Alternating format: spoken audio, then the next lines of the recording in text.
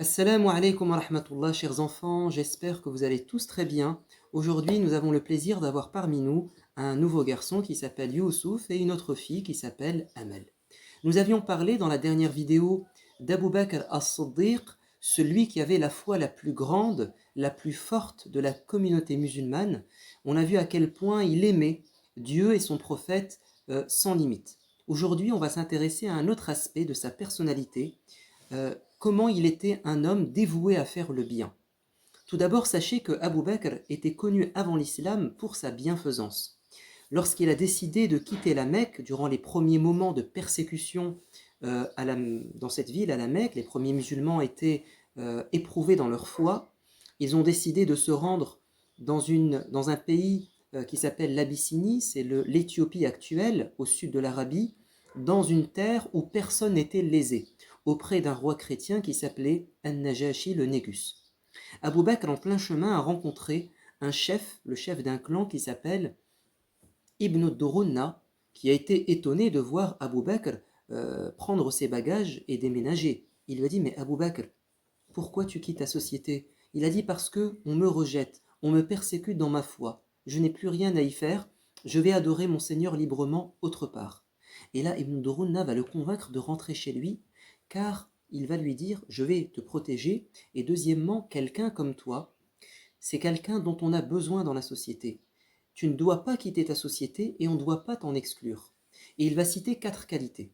Il va lui dire, pardon, tu es quelqu'un qui vient en aide aux opprimés, tu défends les causes justes, tu es quelqu'un qui vient en aide aux pauvres, tu es quelqu'un qui fait honneur, hospitalité à tes invités, et enfin tu raffermis tes liens de parenté. En fait, tu es quelqu'un pratiquement de parfait dans ton comportement. Et remarquez que ce sont exactement les mêmes qualités qu'avait évoqué Khadija à son mari, le prophète, alayhi salatu wassalam, quand il était revenu de la grotte. Elle lui a dit: Allah ne peut pas t'abandonner parce que, et elle va dresser le même portrait moral. Et donc, Abu Bakr et le prophète étaient pratiquement semblables, identiques dans leur bon comportement. Abu Bakr as-Siddiq, c'était le premier à faire le bien. Il dépassait tout le monde. Tout d'abord, c'est le premier homme libre qui a adhéré à l'islam. Et on avait dit lors de la dernière vidéo qu'il n'avait pas hésité un instant lorsque le prophète lui a proposé d'adhérer à l'islam. Deuxièmement, c'est c'est le musulman qui a réussi à amener à l'islam le plus de musulmans au début à la Mecque. Il est à l'origine de la conversion de beaucoup d'hommes et de femmes. Également, Abu Bakr as-Siddiq est le premier qui a osé, il a eu le courage et l'audace d'appeler les gens publiquement, sans se cacher, à l'islam. Mais surtout, Abu Bakr as-Siddiq, il était le premier à faire les œuvres de bien. Par exemple, un jour, le prophète bien-aimé alayhi salatu wassalam, a dit: qui aujourd'hui jeûne? Le seul qui a levé la main, c'est Abu Bakr. Qui parmi vous aujourd'hui a rendu visite à un malade? Le seul qui l'a fait, c'était Abu Bakr. Qui parmi vous aujourd'hui a suivi un cortège funéraire, donc il a participé à un enterrement ou à une prière mortuaire? C'était encore le seul qui a levé la main. Qui parmi vous a fait une sadaqa? Il est venu en aide à un pauvre, et c'était encore le seul dans l'assistance à avoir fait cette œuvre de bien. Et là le prophète va dire: celui qui réussit en une même journée à faire ces 4 œuvres de bien, prier sur un mort, ou participer à un enterrement, aider un pauvre, euh, jeûner, et enfin, j'ai oublié le quatrième, ces 4 œuvres de bien, alors il entrera au paradis. Également, Abu Bakr as-Siddiq, euh, un jour, lorsque le prophète bien-aimé était réuni avec ses 2 compagnons, Omar et Abu Bakr, chez Abu Bakr d'ailleurs, pour une réunion, c'était après la prière de l'Aïcha, ils sont sortis très tard. Ils étaient en pleine discussion, en train de s'intéresser aux affaires de leur communauté, les problèmes qu'ils rencontrent, les solutions à apporter. C'était les 3 personnes, si vous voulez, qui se sacrifiaient le plus, qui étaient le plus engagées dans la société. Ils vont sortir de chez Abu Bakr et ils vont chacun vouloir rentrer chez eux. Et en chemin, ils vont passer à côté de la mosquée du prophète, ils vont entendre les voix d'un jeune homme qui est en train de faire la prière la nuit et qui récite la parole de Dieu avec beaucoup de beauté et d'application. Et là, le prophète va dire, arrêtez-vous, admirez sa récitation. C'était Abdullah ibn Mas'ud.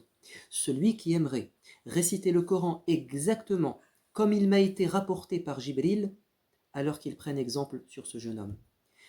Omar a dit, le lendemain matin, je me suis précipité pour rencontrer le compagnon, Abdullah ibn Mas'ud, afin de lui annoncer la bonne nouvelle.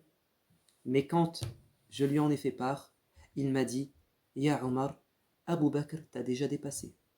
Et Omar a dit, je n'arriverai jamais à dépasser mon ami Abu Bakr. Il est toujours le premier à faire le bien. Également, Abu Bakr as-Siddiq, il est le premier à faire le bien, mais aussi celui qui en fait le plus. En termes de quantité, c'est celui qui dépasse tout le monde. On a cette fameuse histoire que vous connaissez sûrement. Le prophète de l'islam appelle les musulmans à faire preuve de générosité, de solidarité, de donner de leur fortune pour ravitailler, équiper les soldats pour l'expédition de Tabouk en l'année 9 de l'Hégire. Voilà. Et Omar ibn Khattab va dire, c'est l'occasion pour moi de surpasser, de dépasser mon concurrent dans le bien, Abu Bakr as-Siddiq.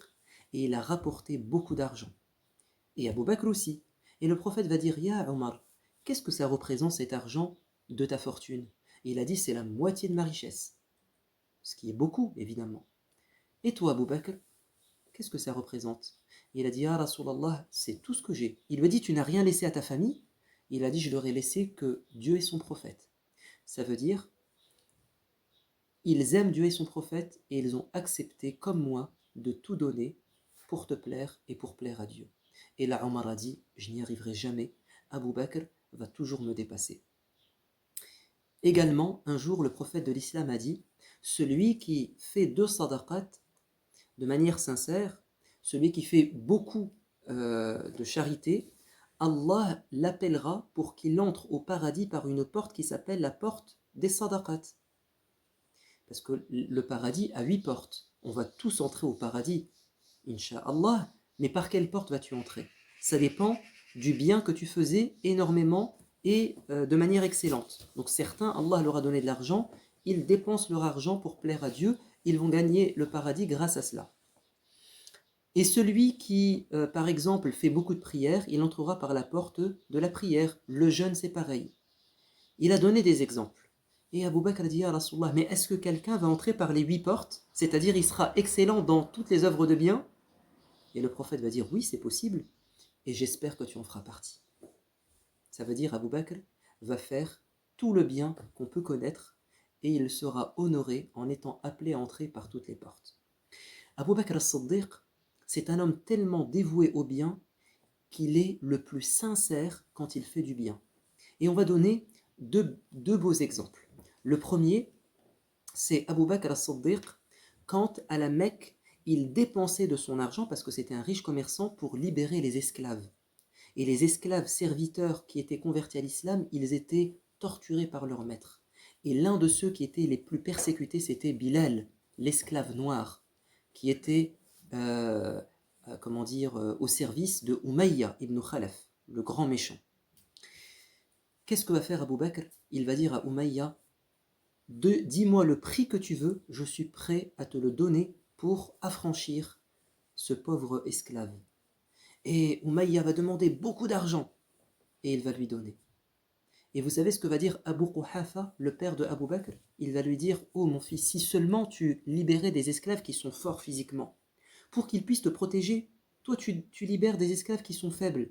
Et là Abu Bakr va dire, oh mon père, je libère des esclaves pour plaire à Dieu. Ça ne m'intéresse pas qu'ils me défendent, mais c'est Allah qui va me défendre. Ce que je cherche, ce n'est pas à libérer simplement ces esclaves, mais je cherche aussi à me libérer de l'enfer, à me protéger du feu. Et Allah va révéler la fin de la sourate, sourate Al-Layl, dans laquelle Allah Azza wa Jal va dire, en parlant de Abu Bakr, je vous lis en français le passage, cependant, sera préservé du feu le croyant plein de piété. C'est qui? C'est Abu Bakr. Quelles sont ses qualités? Celui qui fait l'aumône afin de se purifier, et pas en échange d'un bienfait dont il aurait un bénéfice. Ça ne l'intéresse pas un bénéfice sur terre, mais il recherche uniquement à plaire à Dieu. Et Allah Azza wa Jal, assurément, il sera satisfait de lui et il aura sa récompense. Deuxième exemple, qui prouve qu'il est sincère, c'est quand à Médine, le chef des hypocrites, Abdullah ibn Ubay ibn Saloul, a colporté, a diffusé une rumeur pour blesser la famille du prophète et la famille d'Abu Bakr. Il a accusé Aïcha d'avoir fait une grande bêtise. On appelle ça la calomnie, c'est-à-dire quand tu accuses quelqu'un sans preuve. Tu mens. Et pendant plus d'un mois, Aïcha pleurait dans son lit à cause de cette fausse rumeur qu'on avait lancée sur elle et sur le prophète et sur sa famille. Et l'un de ceux qui avait participé à colporter cette rumeur, c'est malheureusement un compagnon qui n'était pas hypocrite, mais il a fait cette bêtise, qui s'appelle Mistah. Et c'était un membre de la famille de Abu Bakr.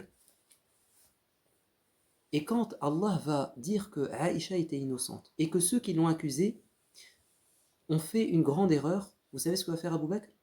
Il va dire, comme Mistah a menti sur ma fille et il a sali notre réputation, je ne vais plus lui donner d'argent. Parce que c'était quelqu'un qui était pris en charge par Abu Bakr. Abu Bakr lui donnait de l'argent. Et Allah va révéler dans la sourate An-Nur, la lumière, un passage où il s'adresse à Abu Bakr en disant